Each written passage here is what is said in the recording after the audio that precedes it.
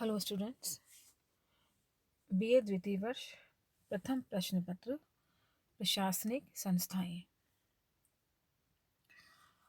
हम पढ़ रहे थे अहस्तक्षेपवादी राज्य की अवधारणा, जिसमें हमने पढ़ा था उसके प्रमुख सिद्धांत कैसे हैं, उस अवधारणा का विकास कैसे हुआ। आज हम पढ़ेंगे कि अहस्तक्षेपवादी राज्य की जो अवधारणा है उसके पक्ष में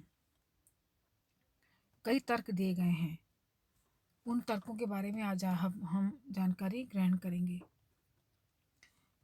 पहला है इसका आर्थिक तर्क। वे समर्थक जो हस्तक्षेपवादी राज्य को सही मानते हैं वो ऐसे राज्य का समर्थन करते हैं जो कम से कम शासन करे। उनके अनुसार स्वतंत्रता का अर्थ है तमाम सत्ताओं से मुक्ति। इन सब चीज़ों को बताने के लिए उन्होंने कुछ तर्क दिए हैं। तो पहला तर्क है आर्थिक तर्क। हस्तक्षेपवाद के जो समर्थक व्यक्तिवादी अर्थशास्त्रियों में एडम स्मिथ, माल्थस, रिकार्डो और मिल प्रमुख हैं। इनके अनुसार प्रत्येक मनुष्य अपने लाभ हानि को भली भांति समझता है, अतः राज्य को व्यक्ति के जीवन में कोई हस्तक्षेप नहीं करना चाहिए।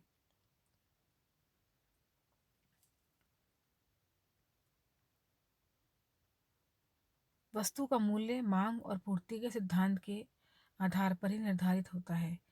यदि वस्तु की मांग अधिक होगी तो उसकी कीमत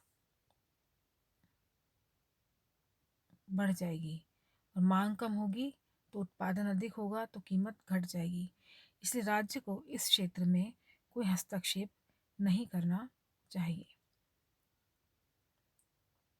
स्वतंत्र आर्थिक प्रतियोगिता होनी चाहिए, जिससे प्रत्येक व्यक्ति अधिक से अधिक परिश्रम करके अपने हितों की पूर्ति कर सके। एडम स्मिथ जैसे अर्थशास्त्रियों का ये मत है कि आर्थिक विकास के लिए राज्य का आर्थिक क्षेत्र में नियंत्रण नहीं होना चाहिए। राज्य का हस्तक्षेप होने पर उत्पादन के साधनों का लाभ उतना नहीं मिल पाएगा जितना राज्य के हस्तक्षेप के अभाव में हो पाता है। दूसरा है नैतिक तर्क। हस्तक्षेपवाद के समर्थन में नैतिक तर्क ये दिया जाता है कि व्यक्ति का अपना एक अलग व्यक्तित्व और उसकी अपनी अलग विशेषता होती है।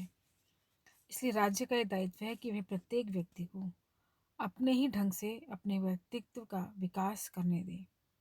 राज्य को सभी व्यक्तियों को एक ही लाठी से हाँकने का प्रयत्न नहीं करना चाहिए,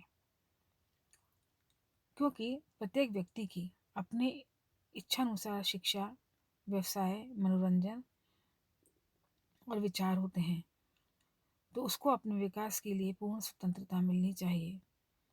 मनुष्य को वही कार्य करने चाहिए जिन्हें वो नैतिक दृष्टि से उचित समझता हो।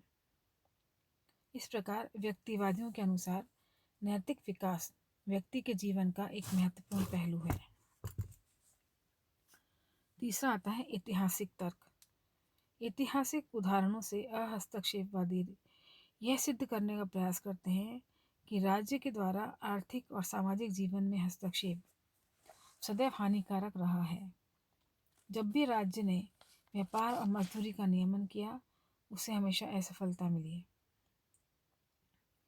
अधिनायकवादी शासन व्यवस्था में व्यक्तिक स्वतंत्रता हस्तक्षेप करने से अधिनायक ही चले गए। भारत में जीवन के जिन क्षेत्रों में राज्यों ने हस्तक्षेप किया है, वहाँ कोई चमत्कारिक सफलता नहीं मिली है। व्यवहारिक तर्क। हस्तक्षेपवादी विचारकों के अनुसार सभी कार्यों के संपादन की योग्यता राज्य में नहीं होती। व्यवसाय, कृषि आदि कार्यों में तो राज्य को कभी कभी सफलता नहीं मिल सकती, कभी भी सफलता नहीं मिल सकती। राज्य के कर्मचारी भी योग्य नहीं होते, क्योंकि वे प्रतिबद्धता और समर्पण की भावना से कार्य नहीं करते। राज्य की कार्यशक्ति और दक्षता व्यक्तिक कार्यशक्ति और दक्षता से उत्कृष्ट नहीं अपितु कम ही होती है। लोकतंत्र में तो ऐसा व्यक्ति रक्षा मंत्री बन जाता है जिसने कभी सिपाही के रूप में भी काम नहीं किया हो। ऐसे अनुभवहीन व्यक्तियों के हाथ में राज्य की भागदौड़ होती है, अतः राज्य के कार्यों में कदापि वृद्धि नहीं होनी चाहिए। व्यवहारिक वैज्ञानिक तर्क। हर्बर्ट स्पेंसर ने प्राणी विज्ञान से नई युक्तियां लेकर अहस्तक्षेपवादी अवधारणा का समर्थन किया। उसके अनुसार जीवन संघर्ष में जो व्यक्ति योग्य होते हैं वे आगे बढ़ जाते हैं और दुर्बल व्यक्ति स्वयं ही नष्ट हो जाते हैं। यदि राज्य सहायता करता है तो अयोग्य व्यक्तियों की संख्या बढ़ने लगती है। स्पेंसर के अनुसार शांति और न्याय व्यवस्था ही राज्य के उचित कार्य हैं। इस प्रकार प्राणी शास्त्र के अनुसार राज्य को प्रत्येक व्यक्ति को स्वतंत्रता पूर्वक अपना विकास करने का अवसर प्रदान करना चाहिए। हस्तक्षेपवादी राज्य की इस अवधारणा की कई विद्वानों ने आलोचना की है। हस्तक्षेपवादी विचारक राज्य को एक आवश्यक बुराई मानते हैं। स्पेंसर का यह कहना था कि राज्य का मुख्य कार्य रक्षा और नियंत्रण करना है, न कि पोषण और उन्नति करना। हस्तक्षेपवादी अवधारणा के विरोधियों के द्वारा इसका निम्नलिखित रूप में खंडन भी किया जाता है। पहला, कि व्यक्ति सदैव अपने हित का सर्वोत्तम निर्णायक नहीं होता। ये माना जाता है कि समाज में कई अंग ऐसे होते जो अपेक्षाकृत निर्बल और असहाय होते हैं और समाज को उनकी भलाई की ओर विशेष ध्यान देना चाहिए। हस्तक्षेपवादी राज्य के समर्थक ये भी कहते हैं कि राज्य को व्यक्ति के मामलों में हस्तक्षेप नहीं करना चाहिए, क्योंकि व्यक्ति सदैव अपने हित का सर्वोत्तम निर्णायक होता है। परंतु स्वीकार नहीं किया जाता है कि प्रत्येक व्यक्ति अपना हित भली भांति समझता है या उसमें अपने हित साधन की पूरी क्षमता है। दूसरा, कि राज्य एक कल्याणकारी संस्था है। हस्तक्षेपवादियों की धारणा सर्वथा निराधार है कि राज्य एक आवश्यक बुराई है। इतिहास इस बात का साक्षी है कि मानव सभ्यता ने राज्य के विकास के साथ साथ बड़ी उन्नति भी की है। राज्य द्वारा व्यक्ति के कल्याण के लिए विभिन्न क्षेत्रों में अनेक कार्य किए जाते हैं। हस्तक्षेपवादियों का यह मत सर्वथा भ्रांतिपूर्ण है कि सभ्यता की उन्नति मनुष्य को अपने काम स्वयं करने के लिए सौंप देने से ही होती है। वस्तुतः इसके विपरीत सभ्यता की प्रगति अपना काम स्वयं करने के लिए सौंप देने से ही होगी। वस्तुतः इसके विपरीत सभ्यता की प्रगति के साथ साथ राज्य का नियंत्रण और कार्य क्षेत्र भी बढ़ता जा रहा है। राज्य अधिक से अधिक मात्रा में जन कल्याणकारी कार्य करने लगे हैं। ऐसी स्थिति में राज्य एक बुराई न रहकर एक कल्याणकारी संस्था के रूप में दिखाई देता है। राज्य और स्वतंत्रता परस्पर विरोधी नहीं है।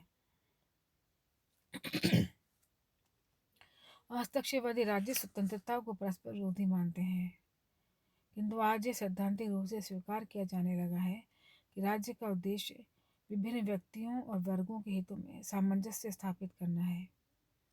राज्य स्वतंत्रता में बाधक नहीं है, बल्कि सच्ची स्वतंत्रता तो मनमाने ढंग से काम करने में नहीं है, अपितु सामाजिक नियमों के अनुसार काम करने में ही आती है।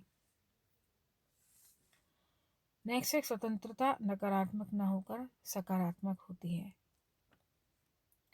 वर्तमान में राज्य अनेक लोक कल्याणकारी कार्य कर रहा है, सुविधाएं प्रदान कर रहा है और व्यक्ति के जीवन का नियमन करता है।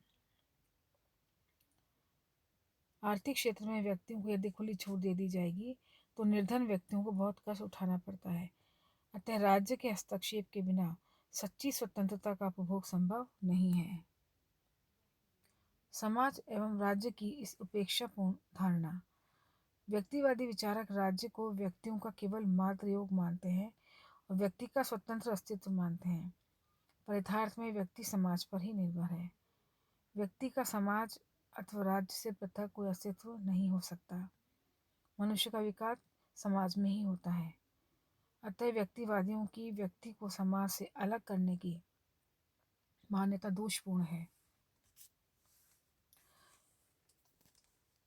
हस्तक्षेपवादी राज्य की अवधारणा को स्वीकार करने वालों ने प्राणी शास्त्र की दोषपूर्ण धारणा व्यक्त की है, जो कि मनुष्यों पर लागू नहीं की जा सकती।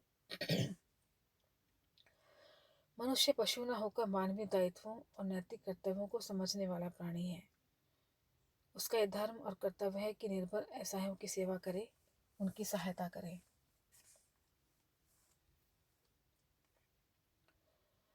राज्य का सुधार संभव है। हस्तक्षेपवादी राज्य की यह कहकर आलोचना करते हैं कि वह अकुशल, खर्चीला, भ्रष्ट और नौकरशाही शासन है। यदि राज्य में दोष आ गए तो उनकी रोकथाम भी की जा सकती है, आवश्यक सुधार भी किए जा सकते हैं। जन सेवा का यह अनेक कार्य घाटा उठाकर भी राज्य करता है। राज्य की अयोग्यता की युक्ति का खंडन। हस्तक्षेपवादियों को यह तर्क भी नहीं माना जा सकता कि राज्य भूतकाल में अपने कार्य करने में असफल रहा है। जो भी कार्य करता है अक्षमतापूर्वक करता है, ऐसा नहीं है। यदि राज्य की संस्थाओं द्वारा चलाए जाने वाले व्यापार और व्यवसाय घाटे पर चलते हैं तो क्या निजी कंपनी वालों के दिवाले नहीं निकलते हैं? राज्य एक शीशे के मकान की तरह है। हमको उसके कार्य और असफलताओं का प्रतिबिंब देखते हैं, परंतु वह जो कार्य कर रहा है उसको भी हमें देखना चाहिए। अतः आधुनिक युग में हम अहस्तक्षेपवादी राज्य का समर्थन नहीं कर सकते। आज राज्य एक आवश्यक बुराई न मानकर एक कल्याणकारी संस्था के रूप में उसे प्रतिष्ठित किया जा चुका है। हस्तक्षेपवादी राज्य की लोक प्रशासन में क्या भूमिका है? हर्बर्ट स्पेंसर ने राज्य का अस्तित्व केवल इसलिए माना है कि वह केवल 3 कार्य करता है: बाहरी शत्रुओं से व्यक्ति की रक्षा, आंतरिक शत्रुओं से व्यक्ति की रक्षा, वैध अनुबंधों को लागू करना। इस प्रकार हस्तक्षेपवादी राज्य में राज्य की भूमिका और कार्यक्षेत्र सीमित है, अतः लोक प्रशासन की भूमिका भी सीमित हो जाती है। संक्षेप में हस्तक्षेपवादी राज्य में लोक प्रशासन की भूमिका के लक्षण निम्न प्रकार से होंगे। लोक प्रशासन के उद्देश्य सरल और साधारण होंगे। लोक प्रशासन की कार्रवाई का क्षेत्र सीमित और संकुचित होगा। लोक प्रशासन के कार्य और प्रक्रियाएं सरल हो जाएंगी। लोक प्रशासन की प्रशासनिक संरचना का आकार छोटा होगा। लोक प्रशासन नियामकीय और नकारात्मक होगा। और लोक प्रशासन पुलिस के कार्यों का संपादन करेगा। ये थी लोक हस्तक्षेपवादी राज्य की अवधारणा, उसका विकास, लक्षण और उसकी आलोचना। इसके बाद हम पढ़ेंगे लोक कल्याणकारी राज्य की अवधारणा का प्रादुर्भाव कैसे हुआ, उसके क्या कारण थे और ये अवधारणा क्या है।